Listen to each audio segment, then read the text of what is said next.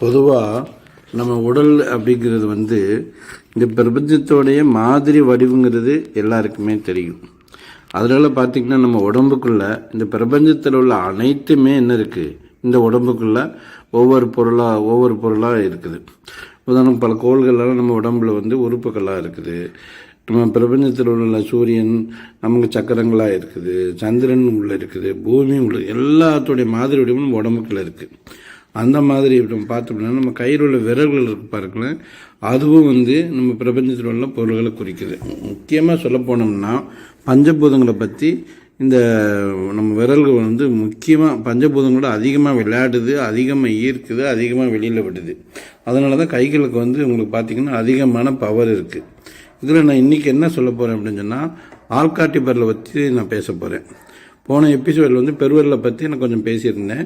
இதில் நம்ம ஆள்காட்டி விரலை பற்றி பேசலாம். ஏன்னா ஆள்காட்டி விரல் அவ்வளோ அந்த பெருவிரலுக்கு அடுத்த பவர் அப்படின்னு சொல்லலாம். நம்ம எதாவது நம்ம ஆள்காட்டி விரலை உதாரணமாக நம்ம பெருவிரலையும் ஆள்காட்டிலையும் ஒன்று சேர்த்தோம்னா அதுக்கு சின்முத்ரா அப்படின்னு சொல்லிட்டு நிறைய இடத்துல போஸ்டர் பார்த்துருப்பீங்க.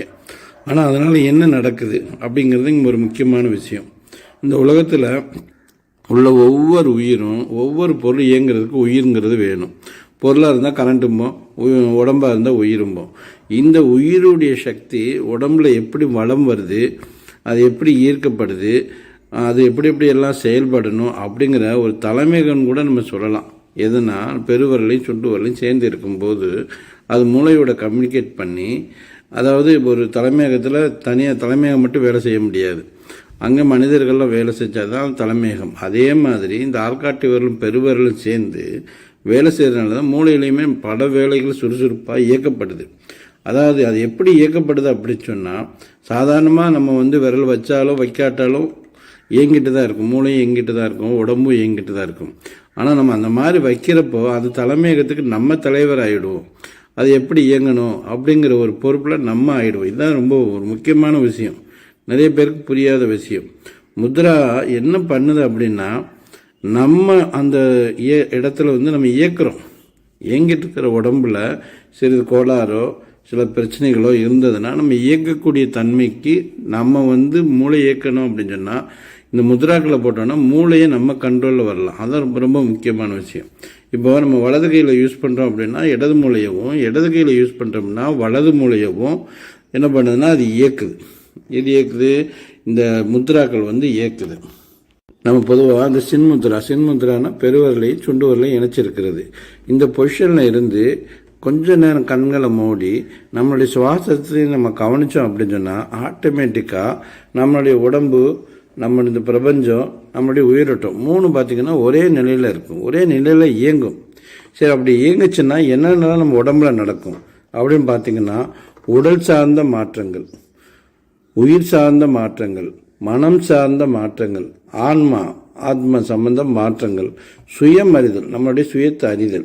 இதை நான் சிம்பிளாக உங்களுக்கு சொல்லியிருக்கிறேன். இது ஒன்று பார்த்தீங்கன்னா, இப்போ உடல் சம்மந்தப்பட்ட நோய்களுக்கு யூஸ் பண்ணலாம்.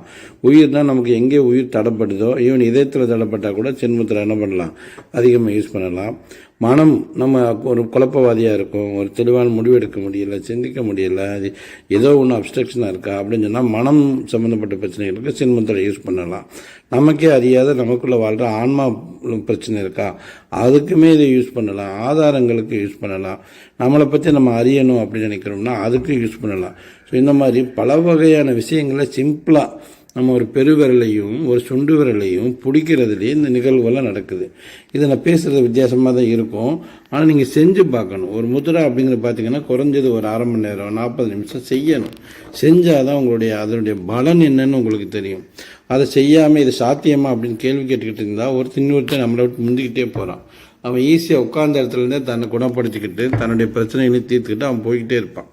ஆனால் நம்ம டாக்டர்கிட்டையும் அங்கேயும் இங்கேயுமே நம்ம மருத்துவத்திலையும் குழப்பத்திலையும் ஆழ்ந்துகிட்டே இருப்போம். ஸோ உங்களுக்கு இது நீங்கள் சின்முத்ராவும் அதை கொஞ்சம் யூஸ் பண்ணி பாருங்கள். நீங்கள் நல்லா இருந்தாலுமே பிரச்சனை இல்லை. டெய்லி ஒரு 1/4 மணி நேரமோ 20 நிமிஷமோ உட்காந்து, உங்களால் வஜ்ராசனில் உட்காந்து பாருங்கள்.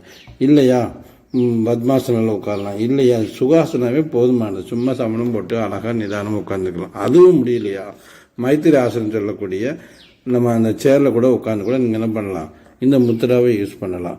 ரொம்ப ரொம்ப சிம்பிளான முத்ரா. வாழ்க்கைங்கிறது கொஞ்சம் காலம்தான். நம்மளை யார் இயக்குறா, நம்ம எப்படி இயக்கப்படுறோம், இதெல்லாம் நமக்கு தெரியாமல் ரொம்ப நாள் வாழ்ந்துட்டோம்.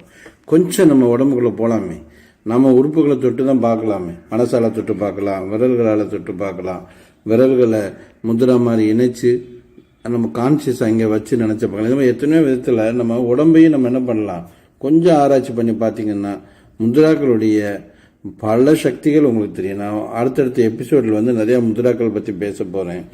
நீங்கள் வந்து வாட்ச் பண்ணுங்கள். போன எபிசோடில் பெருவரலை பற்றி லைட்டாக பேசியிருக்கேன். இன்னும் பெருவரலை பற்றி பல அற்புதங்களையும் பேச போகிறேன்.